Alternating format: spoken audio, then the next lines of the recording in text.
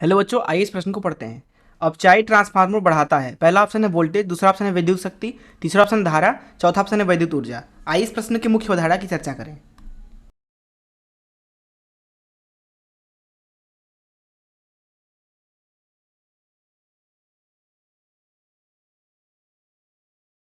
बात करें अगर एक ट्रांसफार्मर की, तो दरअसल उसमें दो कुंडलियां होती है। जिधर से निवेश दिया जाता है उसे प्राथमिक कुंडली बोलते हैं, जिधर से उत्पाद लिया जाता है उसे द्वितीय कुंडली बोलते हैं। मान लीजिए कि हमारे पास में ये एक कुंडली है और इधर से मान लीजिए हम एक प्रत्यावर्ती निवेश देते हैं। प्रत्यावर्ती निवेश कुछ इस तरीके का होगा।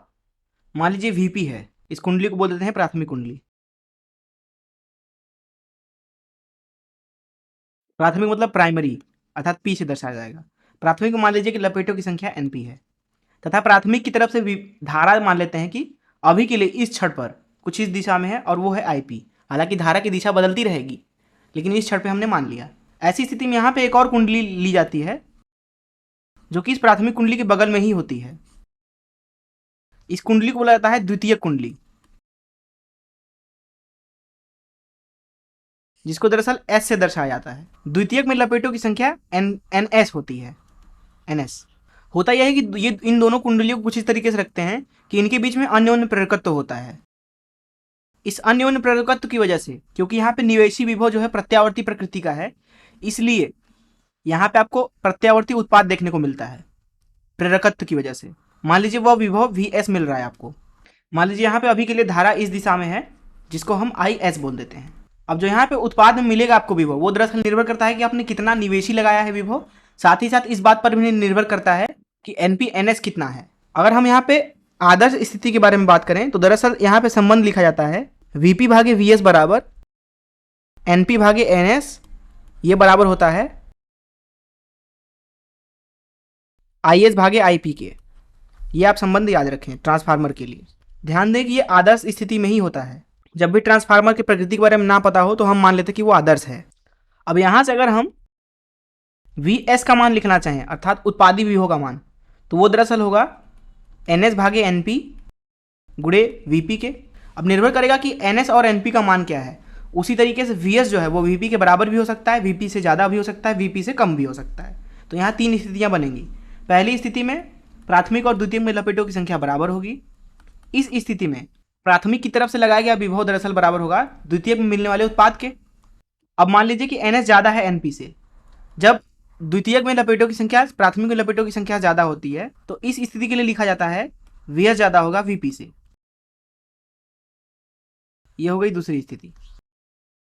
तीसरी स्थिति है एन एस एन पी से कम हो।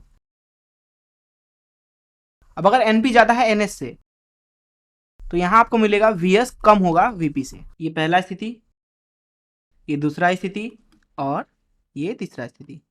हम बात करते हैं द्वितीयक स्थिति के। द्वितीय स्थिति में अगर आप ध्यान से देखें तो निवेशी विभव वीपी है, उत्पादी विभव वी एस है, और उत्पाद विभव जो है वो दरअसल ज़्यादा है निवेशी विभव से।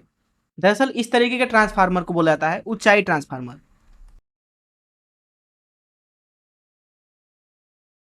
वहीं अगर बात करें हम इस दूसरे स्थिति की, तो यहाँ पे आप देख सकते हैं कि जो निवेशी विभव है वो दरअसल वीपी है और जो उत्पाद विभव है वो वी एस है, परंतु जो यहाँ पे उत्पाद विभव है वो दरअसल कम है वीपी से। तो इस तरीके के ट्रांसफार्मर को बोला जाता है अपचायी ट्रांसफार्मर, क्योंकि ट्रांसफार्मर ने विभव को घटा दिया। तो इस मुख्य अवधारणा से आइए इस प्रश्न को हल करें। यहाँ इस प्रश्न में बात की जा रही है अपचायी ट्रांसफार्मर की। अपचायी ट्रांसफार्मर मतलब तीसरी स्थिति, अर्थात वी एस कम होना चाहिए वीपी के। बोला जा रहा है कि क्या बढ़ता है। अगर आप ध्यान से देखें तो वोल्टेज तो घट जाता है पहला, इसलिए पहला ऑप्शन तो नहीं हो सकता। दूसरा ऑप्शन के बारे में बात करते हैं, विद्युत शक्ति।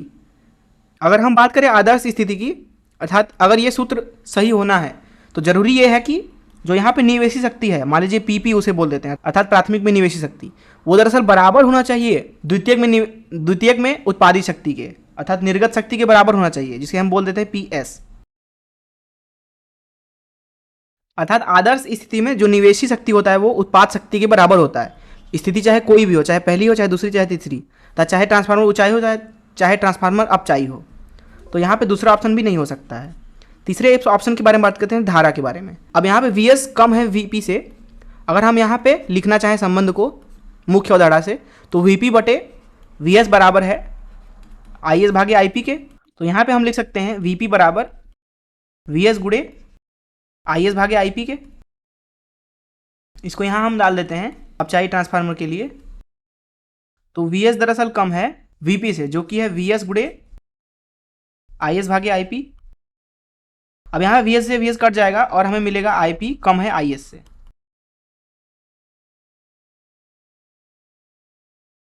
अब जो यहाँ पे आईएस है वो दरअसल कुछ और नहीं बल्कि द्वितीयक में धारा है, और जो यहाँ पे आईपी है वो दरअसल प्राथमिक में धारा है, जिसका मतलब यह है कि जो अपचाई ट्रांसफार्मर होता है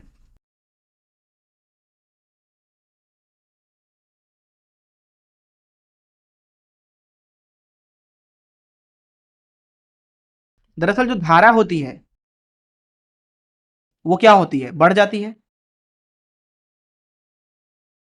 बढ़ जाती है। जैसा कि यहाँ पे आप देख सकते हैं कि जो उत्पाद शक्ति है अर्थात आईएस वो ज्यादा है निवेशी शक्ति से, अर्थात धारा बढ़ गया है। तो यहाँ पे यही पूछा जाता था प्रश्न में कि अपचाई ट्रांसफार्मर क्या बढ़ाता है, तो वो दरअसल धारा बढ़ाता है। क्या वो वैद्युत ऊर्जा बढ़ाता है? बिल्कुल नहीं। वैद्युत ऊर्जा वो खुद से कैसे बढ़ा देगा, वो तो ऊर्जा लेता है उल्टा काम करने के लिए। इसलिए जो बी बात है वो तो गलत है, ए भी गलत है और डी भी गलत है। इसलिए हम बोल सकते हैं कि अपचाई ट्रांसफार्मर जो है वो धारा को बढ़ा देता है, जैसा कि यहाँ पे आपको मैंने दिखाया। मैं आशा करता हूँ कि आपको इस प्रश्न का हल जरूर समझ में आया होगा। धन्यवाद।